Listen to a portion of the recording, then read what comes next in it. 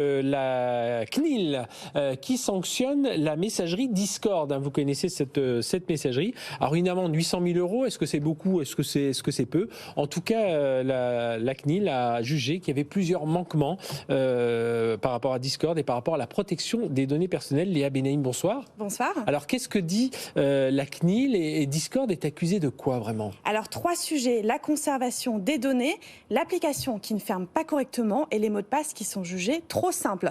Le premier manquement, c'est la conservation des données des utilisateurs. Plus de 2 millions de comptes sont aujourd'hui sans activité depuis plus de 3 ans. La CNIL estime donc que ces comptes sont morts, sauf que Discord n'a jamais fourni d'informations sur la durée de conservation et ces comptes sont restés actifs. Alors la plateforme a depuis rectifié le tir. Les comptes qui n'ont pas montré signe de vie depuis au moins 2 ans ont été supprimés. L'autre problème, ça concerne les PC Windows.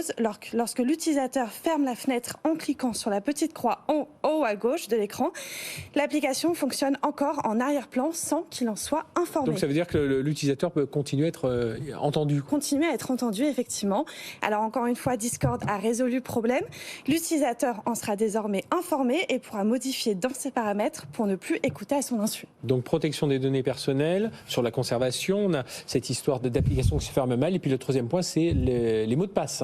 Et oui, ils sont jugés trop simples selon la CNIL. Maintenant, Discord impose un mot de passe avec des caractères spéciaux pour pallier à ce manque de sécurité. Discord donc a commis plusieurs manquements, mais sans intention de nuire aux utilisateurs. La CNIL a quand même voulu marquer le coup avec son amende tout en restant modérée, seulement 800 000 €. Oui, voilà, il faut raconter ce que ça fait beaucoup ou peu. En tout cas, voilà, la CNIL a su se montrer un peu clémente avec Discord qui avait quand même des manquements assez forts autour de cette protection des données personnelles. Merci Léa Benaïm pour cette précision sur cette amende de la CNIL. Allez.